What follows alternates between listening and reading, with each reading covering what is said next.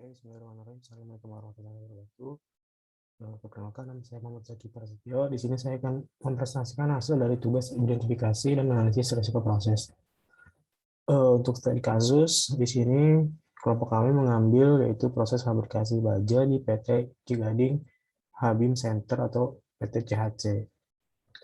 Nah, PT CHC sendiri merupakan salah satu perusahaan yang bergerak di bidang fabrikasi konstruksi baja yang terletak di Kota Cilegon.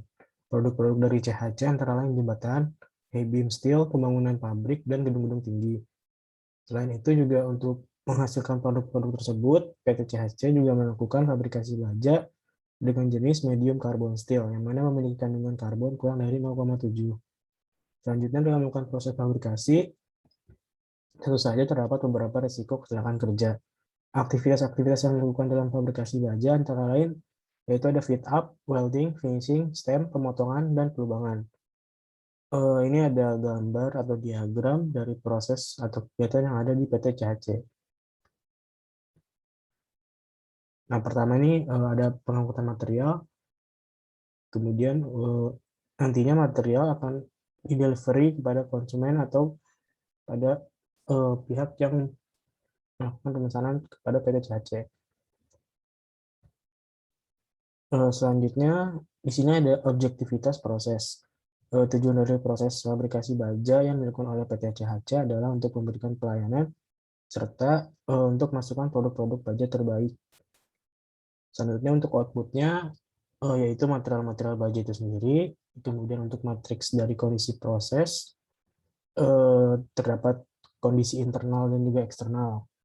Yang mana untuk kondisi eksternal sendiri untuk kekuatannya yaitu dalam proses fabrikasi baja sudah banyak yang menggunakan mesin-mesin terotomatisasi. Sedangkan untuk kelemahan dari kondisi internal yaitu aktivitas dalam proses fabrikasi baja masih ada yang harus dilakukan secara langsung oleh manusia atau manual. Selain itu juga terdapat beberapa peralatan mesin yang mana peralatan ini dalam kondisi tidak layak atau rusak. Kemudian untuk kondisi eksternal, untuk peluang dari kondisi eksternal yaitu regulasi pemerintah mengenai K3 di daerah tersebut sudah ada. Untuk ancaman dari kondisi eksternal yaitu kondisi lingkungan kerja yang cukup membahayakan dan kurang nyaman. Selanjutnya di sini kami melakukan identifikasi risiko. Dari kondisi internal dan eksternal yang bersifat kelemahan dan ancaman, kami akan melakukan identifikasi atau terhadap kemungkinan pada kejadian atau risk event, serta konsekuensi atau dampak dari masing-masing variabel. Berikut melakukan tabel dari risiko proses pada fabrikasi baja. Yang pertama di sini untuk R1 memiliki resource yaitu aktivitas dalam proses fabrikasi baja masih ada yang harus dilakukan secara manual. Untuk risk event-nya ada mata dan kulit pekerja terkena percikan api pada saat menggunakan las. Konsekuensinya, pekerja dapat mengalami cedera, sakit mata, dan luka bakar pada kulit. Sakit mata dalam waktu panjang dapat menyebabkan terjadinya kebutaan. Hal tersebut dibutuhkan penanganan medis. Kemudian jika kejadian tersebut terjadi, dapat menyebabkan penumpukan material dan pekerjaan yang cedera harus segera digantikan. Hal tersebut juga dapat mengakibatkan gangguan terhadap jalannya proses fabrikasi, di mana jumlah baja yang diproduksi dapat berkurang dalam kata lain tidak sesuai dengan target. Selain itu, dengan menurunnya jumlah baja yang dihasilkan dapat menyebabkan menurunnya kepuasan konsumen. Kemudian untuk risk event yang kedua ada pekerja terkena patahan mata bor dan pecahan-pecahan batu dari alat gerindar.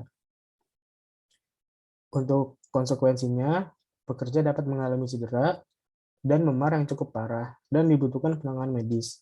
Kemudian jika terjadi, maka dapat menyebabkan penumpukan material dan pekerja yang cedera harus segera digantikan. Hal ini juga dapat mengakibatkan gangguan terhadap jalannya proses fabrikasi. Kemudian yang ketiga ada tangan pekerja terpukul saat melakukan stem dengan palu. Sama untuk konsekuensinya juga pekerja dapat mengalami cedera, tetapi di sini dapat mengakibatkan gangguan terhadap jalannya proses. Ini juga sama. Selanjutnya ada tangan pekerja terpotong dan tergores saat melakukan proses pemotongan. Untuk konsekuensinya juga pekerja dapat mengalami cedera dan memar, serta dibutuhkan penanganan medis. Kemudian kejadian ini juga dapat menyebabkan penumpukan material dan pekerja yang cedera harus digantikan, serta dapat mengganggu atau menghambat jalannya proses fabrikasi. Selanjutnya ada pekerjaan tertimpa dan terjepit material. Di sini juga untuk konsekuensinya pekerja dapat mengalami memar dan cedera yang cukup parah. Jika tertimpa material besar dan yang berat, maka harus membutuhkan pertolongan medis. Jika hal tersebut terjadi, maka dapat mengganggu proses fabrikasi juga. Kemudian untuk R2, di sini terdapat beberapa peralatan mesin dalam kondisi tidak layak atau rusak. Di sini pekerja dapat mengalami setrum yang pertama. Untuk konsekuensinya, pekerja dapat mengalami cedera ringan, dan juga hal tersebut dapat mengganggu jalannya proses fabrikasi, di mana jumlah baja yang dapat berkurang dan dapat menyebabkan menurunnya kepuasan konsumen. Selanjutnya untuk R3, dengan resource yaitu kondisi lingkungan yang berbahaya dan kurang nyaman. Di sini pertama yaitu debu gram dan asap pembakaran las CO2 terhirup oleh pekerja. Untuk konsekuensinya, pekerja dapat mengalami gangguan pernapasan, yang mana ini dapat menyebabkan pekerja sakit dan membutuhkan bantuan dokter atau medis. Jika terhirup debu atau asap tidak segera diobati atau ditangani, maka penyakit tersebut akan menjadi penyakit jangka panjang, yang mana dapat mengganggu kesehatan pekerja dan juga performansi dari pekerja itu sendiri. Selanjutnya di sini kami melakukan analisis risiko. Setelah tadi kita melakukan identifikasi risiko, maka kita di sini selanjutnya akan melakukan analisis risiko. Di sini ada beberapa skenario atau peta yang dapat terhadap kejadian dari kondisi aktivitas dalam proses fabrikasi baja yang ada. Di sini ada tabel 5W ya, atau 5Whys analysis, yang mana pertama nih dengan kejadian mata dan kulit pekerja terkena percikan api saat menggunakan las. Di sini pertanyaan yang pertama, mengapa mata dan kulit pekerja dapat terkena percikan api saat menggunakan las?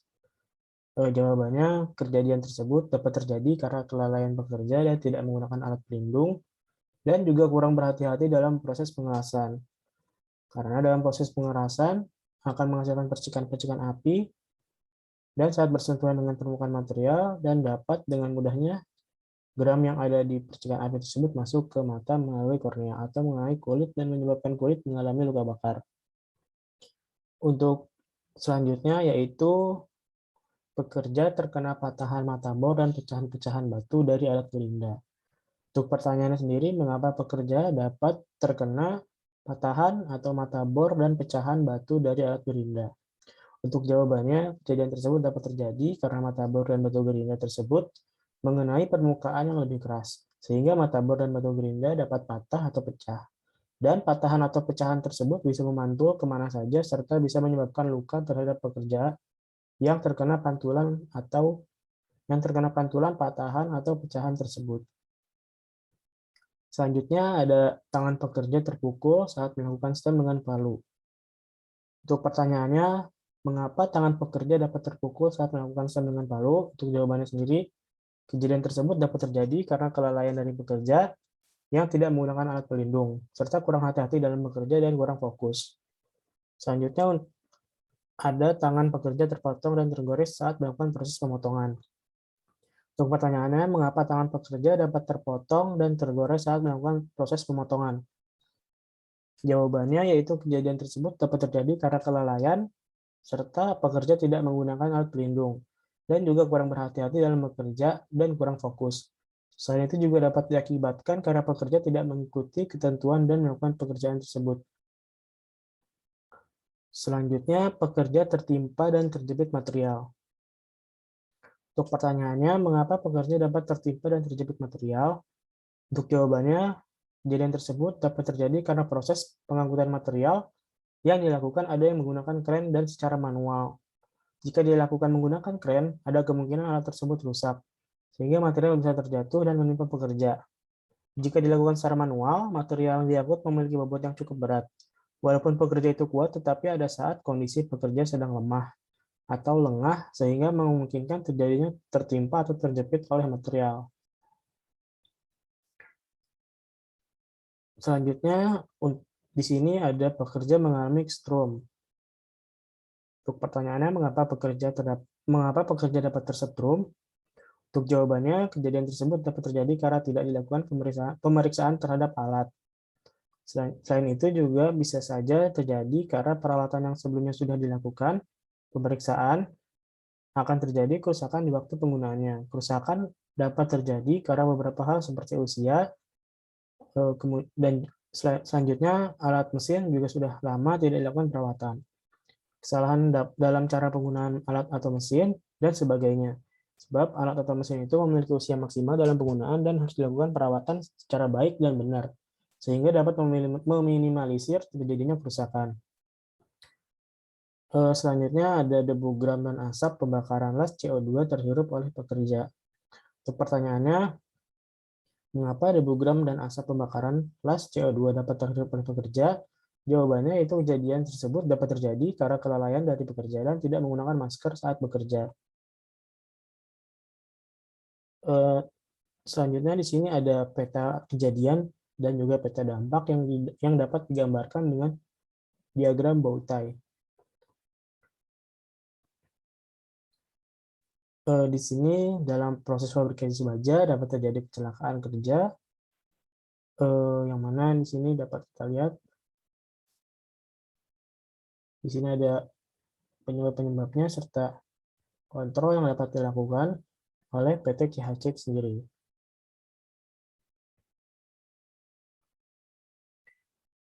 Kemudian dari kejadian-kejadian risiko akan dilakukan penilaian risiko, yaitu probabilitas kejadian atau likelihood, dan besaran dampak dari kejadian atau severity dengan menggunakan standar Australia atau New Zealand 4360. Berikut melakukan tabel probability, severity, dan risk matrix berdasarkan standar Australia atau New Zealand 4360.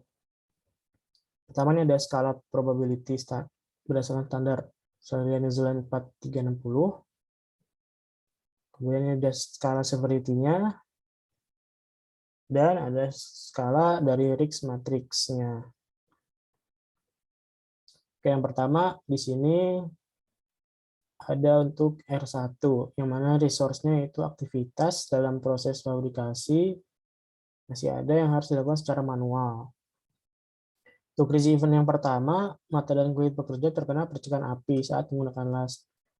Untuk likelihood skalanya yaitu 3, untuk severity skalanya ada 3, dan untuk risk score-nya 9 dengan risk level high atau tinggi. Kemudian yang kedua ada pekerja terkena patahan mata bor dan pecahan-pecahan batu dari alat gerinda. Untuk likelihood skalanya 3, severity skalanya 3, dan risk score-nya 9 dengan risk level high atau tinggi. Kemudian tangan pekerja terpukul saat melakukan stem dengan palu. Likelihood skalanya 3, severity skalanya 2, dan risk score 6 dengan risk level medium. Kemudian tangan pekerja terpotong dan tergores saat melakukan proses pemotongan. Untuk likelihood skalanya yaitu 3, severity-nya 3, dengan risk score 9, dan risk level high atau tinggi. Selanjutnya ada pekerja tertimpa dan terjepit material dengan likelihood skalanya 4, severity skalanya 3, risk score-nya 9 dengan risk level ekstrim. Kemudian kita masuk ke R2 dengan resource-nya itu terdapat beberapa peralatan atau mesin dalam kondisi tidak layak atau rusak. Yang pertama, pekerja mengalami setrum dengan likelihood skalanya 2, severity skalanya 2, risk score-nya 4, dan risk levelnya low atau rendah.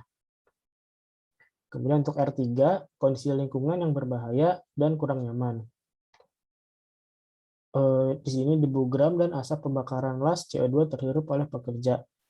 Dengan likelihood skalanya 2, kemudian severity score-nya 3, dan risk score-nya 6, dan risk level-nya medium. Dari tabel di atas dapat disimpulkan bahwa kejadian risiko memiliki tingkat risiko sangat tinggi adalah pekerja tertimpa dan terjepit material, sehingga membutuhkan perencanaan khusus dan penanganan segera atau kondisi darurat. Kejadian risiko yang memiliki risiko tingkat tinggi adalah mata dan kulit pekerja terkena percikan api saat penggunaan las. Pekerja terkena patahan mata bor dan pecahan batu dari alat gerinda, serta tangan pekerja terpotong dan tergores saat melakukan proses pemotongan, sehingga perlu tindakan perbaikan secepatnya. Kemudian dari tingkat kejadian-kejadian risiko sangat tinggi dan tinggi tersebut akan dikembangkan langkah-langkah dalam meminimalisir risiko. Berikut merupakan hasil rekap dari analisis risiko terhadap proses fabrikasi baja di PT CHC. Berikut merupakan tabel dari rekap hasil analisis risiko. Untuk R1 dengan resource yaitu aktivitas proses fabrikasi baja masih ada yang menggunakan manual. Dengan risk event yaitu mata dan kulit pekerja terkena percikan api saat penggunaan las. Likelihood scale-nya 3, severity scale-nya 3, risk score 9 dengan risk level high. Untuk konsekuensinya tadi pekerja dapat mengalami cedera, sakit mata dan luka bakar pada kulit. Sakit mata dalam waktu yang lama dapat menyebabkan terjadinya kebutaan. Hal-hal tersebut dibutuhkan penanganan medis. Kemudian jika kejadian tersebut terjadi dapat menyebabkan penumpukan material dan pekerja yang cedera harus segera dapat digantikan sebab hal tersebut dapat mengakibatkan gangguan terhadap jalannya proses fabrikasi di mana jumlah baja yang diproduksi dapat berkurang atau tidak sesuai dengan target. Kemudian di sini ada pekerja terkena patahan mata bor dengan likelihood scale-nya 3, severity-nya 3, dengan risk score-nya 9, dan risk level-nya itu high. Yang mana konsekuensinya pekerja dapat mengalami cedera dan memar yang cukup parah dan dibutuhkan penanganan medis. Kemudian jika kejadian tersebut terjadi, dapat menyebabkan penumpukan material dan pekerjaan yang cedera harus segera digantikan. Sebab hal ini dapat mengakibatkan gangguan terhadap jalannya proses fabrikasi, di mana jumlah baja yang diproduksi dapat berkurang. Selanjutnya ada tangan pekerja terpukul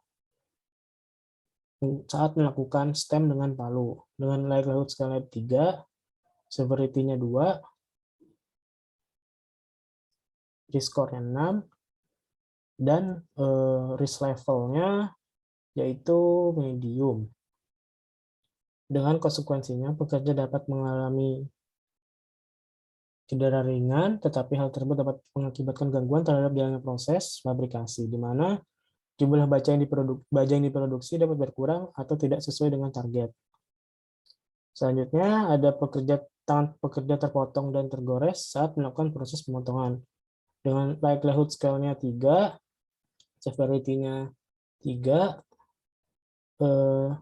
risk score-nya 9, dan risk score-nya 9, dan risk level-nya high.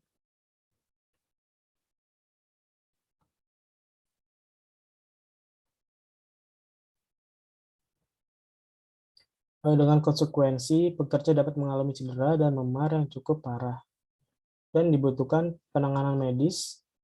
Kemudian jika kejadian tersebut terjadi dapat menyebabkan penumpukan material dan pekerja yang cedera harus segera digantikan. Dan juga hal ini juga dapat menyebabkan gangguan terhadap jalannya proses fabrikasi, di mana jumlah baja yang diproduksi dapat berkurang dan tidak memenuhi target. Selanjutnya, pekerja tertimpa dan terjepit material. Di sini likelihood scale-nya 4, severity-nya 3, risk score-nya 12, dan juga risk level-nya ekstrim. Dengan konsekuensi, pekerja dapat mengalami memar dan cedera yang cukup parah jika material yang diangkut besar. Jika tertimpa material, maka di sini pekerja harus membutuhkan pertolongan medis. Jika hal tersebut terjadi, maka akan mengganggu proses fabrikasi dan pekerja yang terkena harus digantikan sehingga dapat mengakibatkan gangguan terhadap jalannya proses fabrikasi.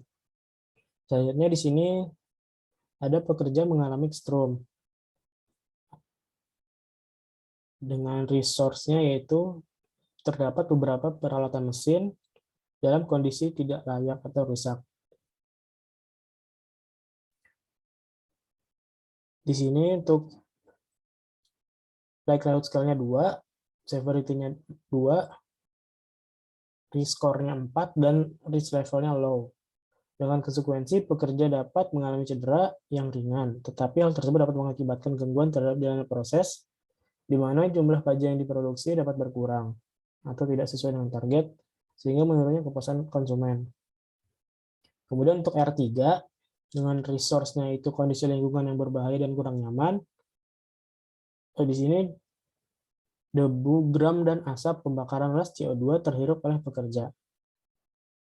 Dengan likelihood scale-nya 2, severity-nya 3, risk score-nya 6, dan risk level-nya medium. Di sini konsekuensinya pekerja dapat mengalami gangguan pernapasan yang mana dapat menyebabkan pekerja sakit dan membutuhkan bantuan dokter atau medis. Jika terhirup debu atau asap pembakaran dan tidak segera diobati atau ditangani, maka penyakit tersebut akan menjadi penyakit jangka panjang, yang mana dapat menyebabkan gangguan kesehatan pekerja dan juga performansi pekerja itu sendiri. Baik, mungkin cukup sekian presentasi dari saya, kurang lebihnya mohon maaf. Wabillahi taufiq wal hidayah. Assalamualaikum warahmatullahi wabarakatuh.